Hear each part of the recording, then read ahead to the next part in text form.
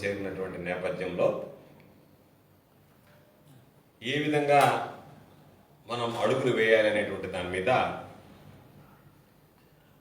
మాతో ఉన్నటువంటి వైఎస్ఆర్ కాంగ్రెస్ పార్టీకి విధేయతలుగా ప్రకటించుకున్నటువంటి మా కార్పొరేటర్లు, స్థానికంగా ఉండేటువంటి ప్రధానమైనటువంటి నాయకులు అందరితో కలిసి మాట్లాడడం, దానిని అధిష్టానానికి విన్నవించడం జరిగింది. వాళ్ళు పూర్తి స్థాయిలో స్థానికంగా ఏదైతే అభిప్రాయాలని మా కార్పొరేటర్లు కానీ, మా ఇన్ఛార్జీలు కానీ, చంద్రశేఖర్ రెడ్డి గారు, విజయ్ కుమార్ రెడ్డి గారు, అదేవిధంగా ప్రధానమైనటువంటి నెల్లూరు కార్పొరేషన్ పరిధిలో రూరల్ నగర నియోజకవర్గాలకు సంబంధించినటువంటి నాయకులు కానీ, వీళ్ళందరూ ఇచ్చినటువంటి సూచనల సలహాలని పరిగణలోకి తీసుకొని మైనారిటీకి సంబంధించి గతంలో అభ్యర్థిని నిలబెట్టాం, ఖలీల్ భాయ్కి అవకాశం ఇచ్చాం, డిప్యూటీ మేయర్ అయ్యాడు, ఆ తర్వాత శాసనసభకు సంబంధించి పంపించాలనేటువంటి లక్ష్యంతో నగర నియోజకవర్గానికి ఎమ్మెల్యే టికెట్ ఇవ్వడం జరిగింది.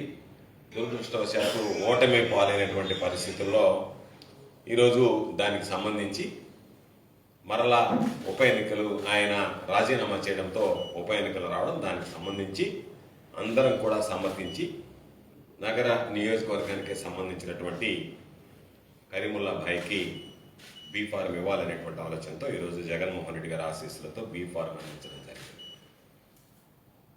అయితే వైఎస్ఆర్ కాంగ్రెస్ పార్టీ ఏ రోజైతే ఒకవేళ మనం పోటీకి నిలపాలి అని అనుకుంటే ఖచ్చితంగా ఆ సీటు మైనారిటీలకు ఇవ్వాల్సిందే అనేటువంటి అభిప్రాయం వైఎస్ఆర్ కాంగ్రెస్ పార్టీకి సంబంధించి మేము నగర నియోజకవర్గానికి సంబంధించినటువంటి ఆఫీసులో, చంద్రశేఖర్ రెడ్డి గారి ఆఫీసులో అందరితో కలిసి తీసుకున్నటువంటి నిర్ణయం మేరకు మైనారిటీలకు ఖచ్చితంగా వైఎస్ఆర్ కాంగ్రెస్ పార్టీ అండగా నిలుస్తుంది, వాళ్ళకి డిప్యూటీ మేయర్ సీటు ఖరారు చేస్తుంది అనేటువంటిది ఒక సమాచారం వెళ్ళిన తర్వాత విధి లేనటువంటి పరిస్థితుల్లో గత్యంతరం లేక ఈరోజు తెలుగుదేశం పార్టీ కూడా మైనారిటీ అభ్యర్థిని మేము ప్రకటించామని చెప్పి చెప్పుకోవడం జరిగింది. అసలు ఎంత సిగ్గు చేయటనేటువంటి విషయం అంటే, మున్సిపల్ శాఖ మంత్రిగా ఉండేటువంటి నారాయణని చూస్తే పాపం నవ్వాలనా ఏడవాలనా తెలియనటువంటి పరిస్థితి. ఎందుకంటే అసలు ఒక పరిణితి చెందినటువంటి నాయకుడు మాట్లాడేటువంటి విధంగా కానీ, ప్రవర్తించేటువంటిగా కానీ ఆయన పరిస్థితులు లేవు. ఎందుకంటే మేము అభ్యర్థిని ఖరారు చేస్తాం, మేము గెలిపించుకున్నటువంటి మా బీఫామ్ మీద గెలిపించుకున్నటువంటి వైఎస్ఆర్ కాంగ్రెస్ పార్టీ అభ్యర్థుల్ని నిశ్చిగ్గుగా నువ్వు డిప్యూటీ మేయర్గా ప్రకటించుకుని మేము అభ్యర్థిని ప్రకటించుకున్నాం, దానికి చర్చలు ఏముంది? నీకు ఎవరో తెలియనటువంటి వాడిని తీసుకొచ్చి నా బిడ్డలను ముద్దాడినట్టుగా, నీకు సంబంధం లేనటువంటి వాళ్ళని తీసుకొచ్చి ఈరోజు మీ వాళ్ళు మాట్లాడుతున్నారు. నిజంగా మీ వాళ్ళు మాట్లాడే మాటలు వింటే అసలు మా వాళ్ళైతే పాపం గెలిచినటువంటి వాళ్ళు ఒకవేళ మీతో ఉన్నా వాళ్ళకి మానం అభిమానం అనేటువంటిది ఉంటే ఒక్క క్షణం కూడా ఉండదు. ఏం మాట్లాడుతున్నారు మీ వాళ్ళు? ఆ రోజు మీ వాళ్ళు ఒక్కరు కూడా గెలిచిండేవాళ్ళు కాదు, ఏ మాత్రం పరపతి లేనటువంటి వాళ్ళు, మీరు దౌర్జన్యాలు చేశారు కాబట్టి వీళ్ళు గెలిచారు కానీ లేకపోతే మా సత్తా ఎందుకు చూపించిన వాళ్ళు మా వాళ్ళందరూ గెలిచిండేవాళ్ళు అంటున్నారు. అంటే ఏంది? మీరు దౌర్భాగ్యులు, బలం లేనటువంటి వాళ్ళు, రాజకీయాలకు పనికిరానటువంటి వాళ్ళని చెప్పకనే చెప్పేటువంటి పరిస్థితి ఏర్పడింది. ఈరోజు మేము తెలుగుదేశం పార్టీ మీద పోటీ అంటాంలే, తెలుగుదేశం పార్టీతో మాకేం పోటీ? అందులో ఉండేది వైఎస్ఆర్ కాంగ్రెస్ పార్టీ అభ్యర్థులైతే నారాయణ, శ్రీధర్ రెడ్డి ఇద్దరు తెలుగుదేశం పార్టీ అభ్యర్థులని గంటలు మాట్లాడుకున్నారు. గంటలు ఏముంది గంటలు చర్చించడానికి? మాకు సంబంధించినటువంటి వాళ్ళు కొనుక్కొని వాళ్ళతో మీరు గంటలు సంప్రదించి మేము అందుకనే మా పోటీ తెలుగుదేశం పార్టీతో అనుకోవడం లేదు. తెలుగుదేశం పార్టీ లేదు, అసలు తెలుగుదేశం పార్టీ అభ్యర్థులు లేరు అక్కడ. అందుకని తెలుగుదేశం పార్టీతో పోటీ అనేటువంటి ప్రసక్తే రాదు. పోటీ అంతా ధర్మానికి అధర్మానికి, న్యాయానికి అన్యాయానికి, నైతిక విలువలకి అక్రమాలకి, ద్రోహానికి విధేయతకి మధ్య జరుగుతున్నటువంటి పోటీ.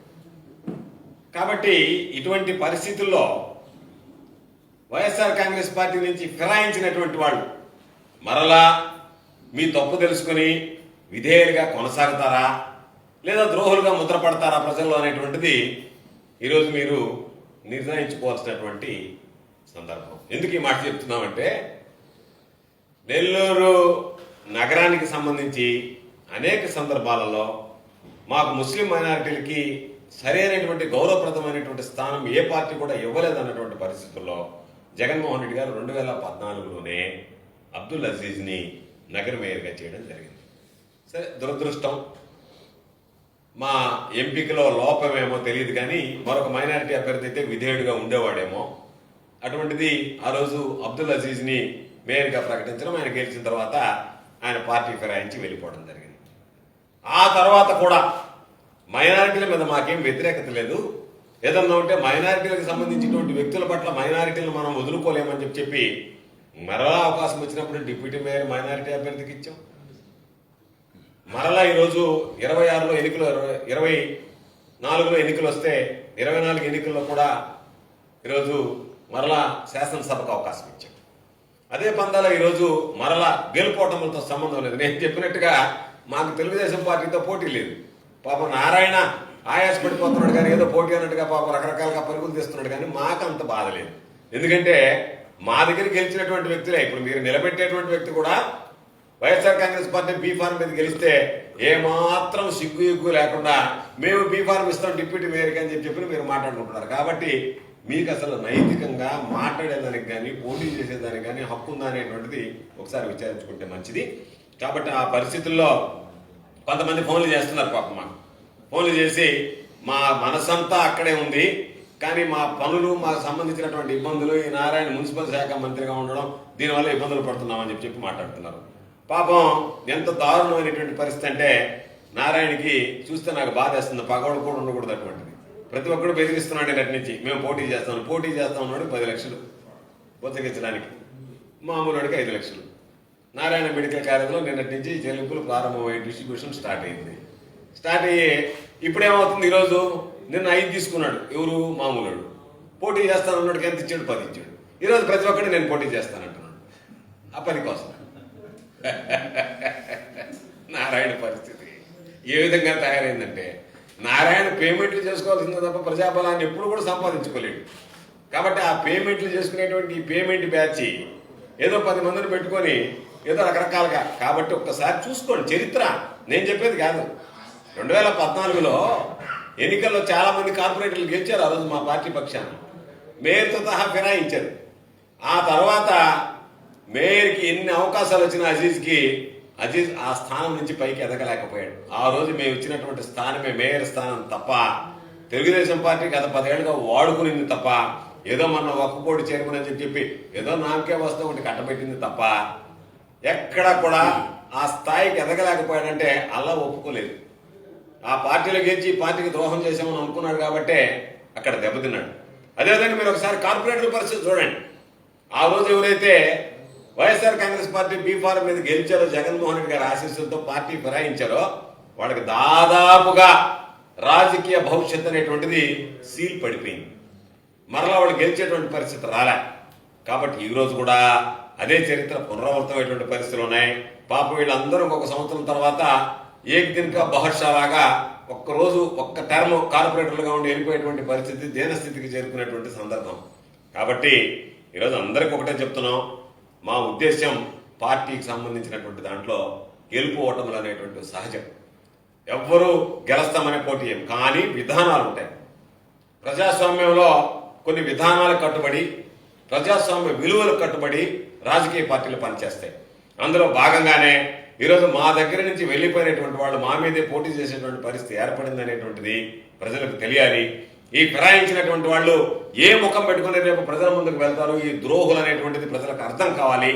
కాబట్టి వీళ్ళని నమ్మి ఓటు వేస్తే ఆ అమ్ముడు పోతారు తప్ప, మనం వేసినటువంటి ఓట్లు వీళ్ళు అమ్ముకుంటారు తప్ప, మనం ఇచ్చినటువంటి పదవులు వీళ్ళు అమ్ముకుంటారు తప్ప, వీళ్ళని నమ్ముకుని మనం వెళ్ళబడలేదు అనేటువంటి భావం ప్రజల్లో కలగాలనేటువంటి లక్ష్యంతోనే ఈరోజు ఆ విలువలకు కట్టుబడే ఈరోజు పోటీ పెడుతుంది. దానికి సంబంధించిన దాంట్లో చాలా సంతోషకరమైనటువంటి విషయం ఏమిటంటే, మా వాళ్ళందరూ కూడా ఉన్నటువంటి కార్పొరేటర్లు అందరితో మాట్లాడారు, స్థానికంగా ఉండే వాళ్ళందరితో మాట్లాడారు. అందరూ ఒకటే మాట చెప్పారు, ఖచ్చితంగా పోటీ వేయాల్సిందే. మనం దీనిని ఏదో మామూలుగా వీళ్ళు చేసేటువంటి దాంట్లో ప్రజల ముందు మనం దోషులుగా వీళ్ళని నిలబెట్టాల్సిందే. ఏమి జరిగిందనేటువంటిది ప్రజలకు గుర్తు చేయాల్సిందే. లేని పరిస్థితుల్లో ఇది సరిగ్గా ఉండదు. ప్రతి ఒక్కడు కూడా ఇదే విధంగా ఉంటాడని చెప్పి, ఎందుకంటే కొంతమంది చెప్తున్నారు పాపం మేము మాట్లాడే మాటలో మాలో గెలిచి అవతల పోయినటువంటి కార్పొరేటర్కి ఒక్కొక్కటికి జాటి దెబ్బలాగా తగ్గుతున్నాయి, వాస్తున్నాయి తెలియకుండా పాపం కడతలు కడుతున్నాయి. కారణం ఏంటంటే అయ్యో తప్పు చేసామనేటువంటిది. ఎందుకంటే పైకి ఎన్ని మాట్లాడినా ప్రతి ఒక్కడికి అంతరాత్మ అనేది ఉంటుంది. ఆ అంతరాత్మ మొరుగుతానే ఉంటుంది. ఏమని, ఒరే నువ్వు తప్పు చేసావు కదా, ఆడిగెలిచి ఈడికి వెళ్ళావు కదా అని చెప్పినటువంటిది వస్తానే ఉంటుంది. కాబట్టి ఆ బాధ మీకు కలగకుండా ఖచ్చితంగా చెప్తున్నాం, మీరు భవిష్యత్తులో చరిత్రహీనులుగా మిగిలిపోతారు. దానికి సంబంధించి విప్పు జారీ చేశాం. ఈరోజు మా చంద్రశేఖర్ రెడ్డి గారు ఎమ్మెల్సీ గారు అందరూ వెళ్ళి విప్పు రిటర్నింగ్ ఆఫీసర్కి ఇచ్చొచ్చారు. కాబట్టి రేపు విప్పు జారీ చేస్తున్నాం. విప్పు కింద మాకు సంబంధించి సోదరుడు ఊటుకూరు నాగార్జున్ని విప్పుగా నియమించడం జరిగింది. రేపు ఆయన అందరికీ విప్పు అందజేస్తాడు, విప్పు జారీ చేస్తాడు. విప్పు జారీ చేసిన తర్వాత కరీముల్లాబాయ్కి ఓటు వేయండి అని చెప్పి అడుగుతాం. లేని పరిస్థితుల్లో వాళ్ళందరూ కూడా ఈ పార్టీ మీద గెలిచినటువంటి వాళ్ళు, మీరేం ఇండిపెండెంట్ గా గెలిచినటువంటి వాళ్ళు కాదు, పార్టీ బీ ఫారం మీద గెలిచినటువంటి వాళ్ళు, ఫ్యాన్ గుర్తు కొట్టేస్తే కార్పొరేట్లు అనేటువంటి వాళ్ళు. కాబట్టి మీరు రేపు ఖచ్చితంగా భారీ మూల్యం చెల్లించుకోవాల్సినటువంటి పరిస్థితి ఏర్పడుతుంది. మీ డిస్క్వాలిఫికేషన్ సాధారణంగా టెక్నికల్ గా డిస్క్వాలిఫికేషన్, శాశ్వతంగా ప్రజలకు సంబంధించి పొలిటికల్ డిస్క్వాలిఫికేషన్. పదవి మాత్రమే అనర్హత, రేపు శాశ్వతంగా రాజకీయాల్లోనే మీ ప్రజా జీవితానికే ప్రజల అనర్హత ప్రకటించేటువంటి పరిస్థితి ఏర్పడుతుంది. కాబట్టి వీటన్నిటిని ఆలోచన చేసి ఎక్కడ కూడా వెనకంజ వేయకూడదు దీనిని, జరిగేటువంటి అన్యాయాన్ని. ఎందుకంటే నారాయణ ఈ రోజు నారాయణకి రాజకీయ పరిణితి లేదు. ఎందుకు చెప్పానంటే 2014లో 46 జిల్లా పరిషత్ స్థానాల్లో 31 వైఎస్ఆర్ కాంగ్రెస్ పార్టీ గెలిస్తే వాయిదాల మీద వాయిదాలు వేయించి వాళ్ళని గెలిపించుకోవాలనేటువంటి ఒక విమల ప్రయత్నం చేశాడు. రకరకాలైనటువంటి కుట్రలు కుతంత్రాలు పడ్డాడు. అంటే నాకు శక్తి లేదు, నాకు ప్రజల్లో బలం లేదు, కానీ నా దగ్గర డబ్బు ఉంది కాబట్టి నేను కొనుక్కుంటా, కష్టపడి మీరు గెలిపించండి, మీరు గెలిపించినటువంటి వాళ్ళు నేను కొనుగోలు చేస్తాను అన్నట్టుగా ఈరోజు దానికి సంబంధించి ఎప్పుడు నెల్లూరుకు రానటువంటి వాడు, రాజధానిలో హడావిడిగా ఉండేవాడు, టెండర్లో గిండర్లో వ్యవహారం, ల్యాండ్స్ గీల్స్ అంతా హడావిడిగా ఉంటున్నటువంటి వాడు పాపం ఎకాన నెల్లూరుకు పరుగులు తీసి దానికి సంబంధించి ఏదో కొద్దిపాటి పొరపచ్చాలన్నా అన్ని సర్దుబాటు చేసుకుంటున్నాం అని చెప్పి వాళ్ళందరితో కూర్చొని మాట్లాడి రకరకాలుగా ఆయన గంటలు ఏముంది గంటలు ఆడు మా దగ్గరికి గెలిచిన అభ్యర్థులు నిలబెట్టేటప్పుడు గంటలే ఉంది నారాయణ. నువ్వు గెలిపించుకున్నాడు ఎవడన్నా ఉంటే ఓయమ్మ వీటిని కష్టపడి గెలిపించానే, వీళ్ళ కోసం నేను ఎంత ప్రచారం చేశానే, వీళ్ళ కోసం ఎంత తిరిగానే, కాబట్టి వీళ్ళు ఎట్ట గెలిపించుకోవాలనేటువంటి ఆలోచన. ఆ కష్టం అంతా పడింది మేము. నువ్వు ఎంతసేపటికి ఆన్లైన్లో పెట్టి కొనుక్కున్నట్టుగా ఫోన్లు చేసి కొనుక్కుంటావు అందరినీ. మామూలుగా మనం ఏదైనా ఆన్లైన్లో ఆర్డర్ చేసినట్టుగా కార్పొరేటర్ని ఆన్లైన్లోనే ఆన్ చేసి ఇప్పుడు వాళ్ళు ఆన్లైన్లో మాతో టచ్లోకి వస్తాయి. నువ్వు నేర్పించిందే కదా. కాబట్టి ఇవన్నీ ఉన్నటువంటి నేపథ్యంలో నేను మరలా కూడా వైఎస్ఆర్ కాంగ్రెస్ పార్టీ అభ్యర్థులందరికీ కూడా అప్పీల్ చేసేది, దయచేసి మీరు ఏదన్నా మీరు చేసినటువంటి దాన్ని పొరపాటు అనుకుంటున్నాం తప్ప అదేం తప్పు అనుకోవడం లేదు, లోపం అనుకోవడం లేదు. ఏదో తొందరపాటు ఉండవచ్చు, మిమ్మల్ని భయపెట్టో ప్రలోభపెట్టో రకరకాలుగా. కాబట్టి వీటన్నిటిని వదిలేసి రేపు జరిగేటువంటి ఎన్నికల్లో పార్టీ దీనికి సిద్ధాంతానికి కట్టుబడి విప్పు జారీ చేస్తున్నాం. కాబట్టి దాని ప్రకారం మేము నిలబెట్టినటువంటి అభ్యర్థి కరీముల్లా గారికి మీరు ఓట్లు వేసి గెలిపించండి అని చెప్పి మేము అభ్యర్థిస్తున్నాం. అదేవిధంగా రాబోయేటువంటి రోజుల్లో కూడా ఏ విషయంలో కూడా వైఎస్ఆర్ కాంగ్రెస్ పార్టీ మీరేదో ఆగడాలు చేస్తుంటే మేము చేతులు ముడుచుకుని కూర్చునేటువంటి వాళ్ళని కాదు అని చెప్పడానికే ఈరోజు మేము పోటీలోకి రావడం జరిగింది. మేము పోరాడేటువంటి వాళ్ళం, అంతే తప్ప మీరు మీ ఇష్ట ప్రకారం మా ఇష్ట ప్రకారం చేసి మేము ఏదాడు జరిగిపోయిన దాని పొడికి అవుట్లు కాల్చుకుంటా పోతామనంటే మీ అవుట్ల శబ్దం వినడానికి సిద్ధంగా ఉండేవాళ్ళం కాదు. మేము అంతకన్నా 10 రెట్లు శబ్దం మీ చెవుల్లో పేల్చడానికి సిద్ధంగా ఉండేటువంటి వాళ్ళం. జిల్లాలో వైఎస్ఆర్ కాంగ్రెస్ పార్టీకి సంబంధించినటువంటి ప్రతి ఒక్కరం మీరు అనుకోవచ్చు రేపు గెలిచి అవుట్లు కాల్చిపోతాం, రేపు ఒక్కరోజు అవుట్లు కాల్చుకుంటారు, ఆడ తాగదు. మీకు మీరున్నటువంటి పదవిలో ఉన్న రోజులు మీ చెవులలో ఈ అవుట్లు పేల్తానే ఉంటాయి, గోప పగులుతానే ఉంటుంది. అయ్యో తప్పు చేసేవే, వీళ్ళు చేసినటువంటి మాట, మేము మాట్లాడినటువంటి ప్రతి మాట మీకు చెంపపెట్టులాగానే అనిపిస్తుంది, అయ్యో తప్పు చేసాము కదా అని. కాబట్టి ఇటువంటి నేపథ్యంలో మేము పోటీ పెట్టాలనేటువంటి నిర్ణయం తీసుకున్నాం. జగన్మోహన్ రెడ్డి గారు మమ్మల్ని ప్రోత్సహించి మాకు పూర్తి స్వేచ్ఛ స్వతంత్రం ఇచ్చి మీ కార్పొరేటర్లు, స్థానికంగా ఉండేటువంటి ఇన్ఛార్జీలు, మీ నాయకులు ఏమి చెబితే అది చేయండి అని చెప్పి పాపం ఆయన వెంటనే ఇక్కడ ఉన్నటువంటి వాళ్ళ కోరికని, ఇది అధిష్టానికి కోరిక కాదు, అధిష్టానికి నివేదించాం. మొన్ననే గతంలో జరిగినటువంటి వాటిలో చెప్పిన తర్వాత జగన్మోహన్ రెడ్డి గారు మాట్లాడకుండా మా నాయకుడు మీరు ఏ విధంగా అనుకుంటే గెలుపోటములతో సంబంధం లే, మీరు ఏ విధంగా అనుకుంటే అక్కడ ఉన్నటువంటి పరిస్థితులను బట్టి మీరు వెళ్ళండి అని చెప్పి వెంటనే దానికి సంబంధించినటువంటి ఏర్పాట్లు చేసుకోండి అని చెప్పడం జరిగింది. అందుకనే బీఫామ్ తీసుకొచ్చి ఈరోజు కరీముల్లాబాయ్కి బీఫామ్ అందజేశాం. అందరం కార్పొరేటర్లు, నగర నియోజకవర్గం, రూరల్ నియోజకవర్గం ఇన్ఛార్జిగా ఉన్నటువంటి విజయన్న ఒక శుభకార్యం ఉండి కుటుంబ సభ్యులతో హైదరాబాద్ వెళ్ళాడు, దగ్గర కుటుంబానికి సంబంధించి. దానివల్ల ఆయన ఈరోజు హాజరు కాలేకపోయాడు. ఆయన వెంటనే ఫోన్లో మాట్లాడాడు. కాబట్టి అందరితో సంప్రదిస్తున్నాం. కరీముల్లాబాయ్ కూడా అందరూ 54 మందిని ఆయన మినహాయిస్తే 53 మంది, అదేవిధంగా మాకున్నటువంటి ఓటు ఎమ్మెల్సీ ఓటు ఇవందరినీ కూడా అభ్యర్థిస్తాడు. అందరినీ నాకు మద్దతు ఇవ్వండి అని చెప్పి కోరతాడు.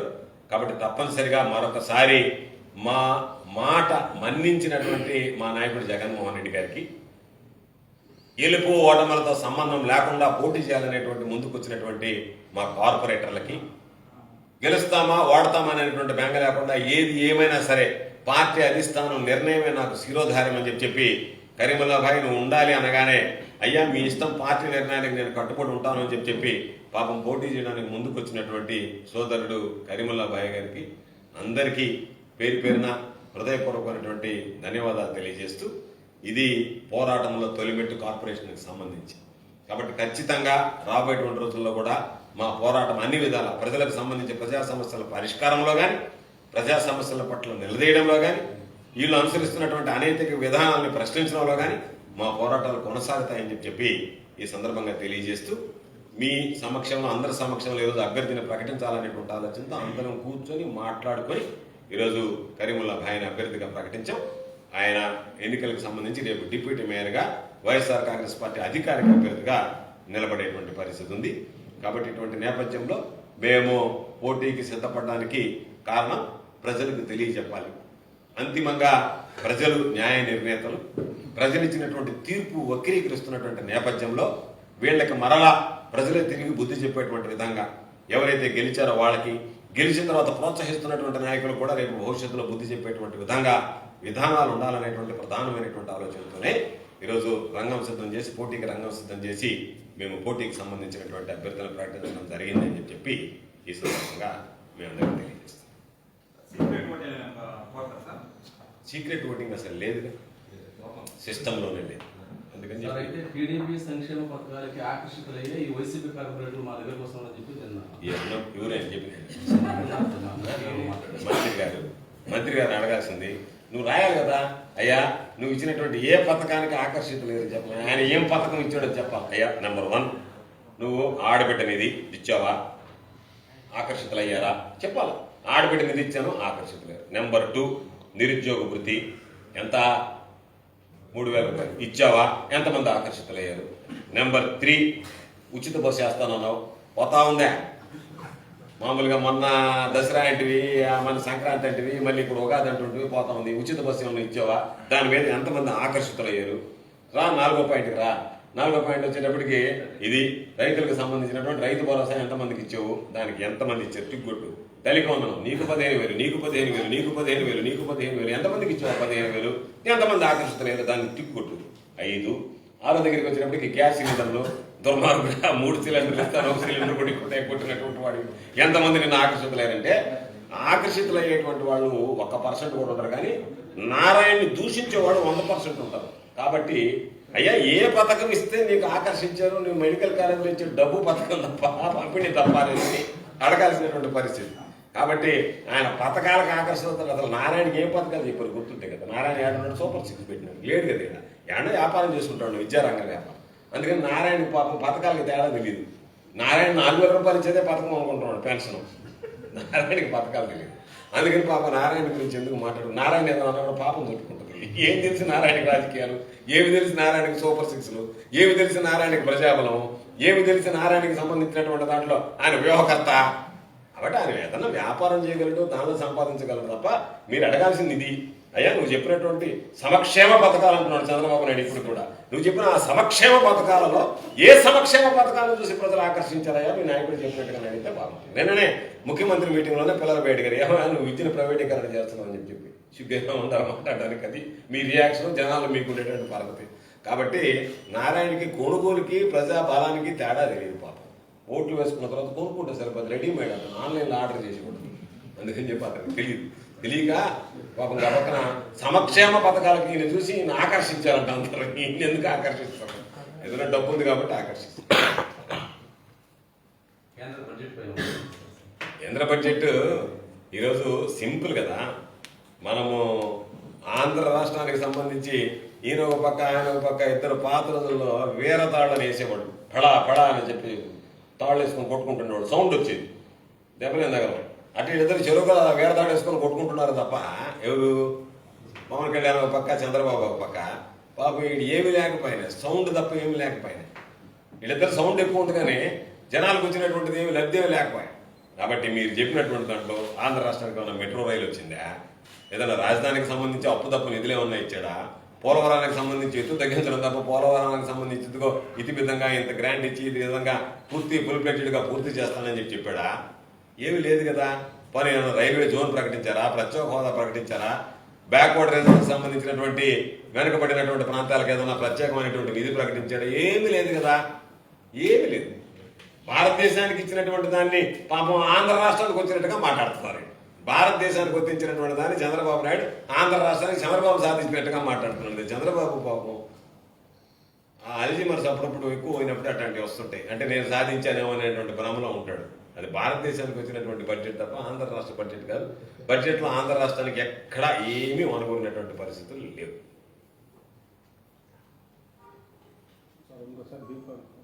ఇచ్చేదే ముందరకు వచ్చింది చంద్రశేఖర్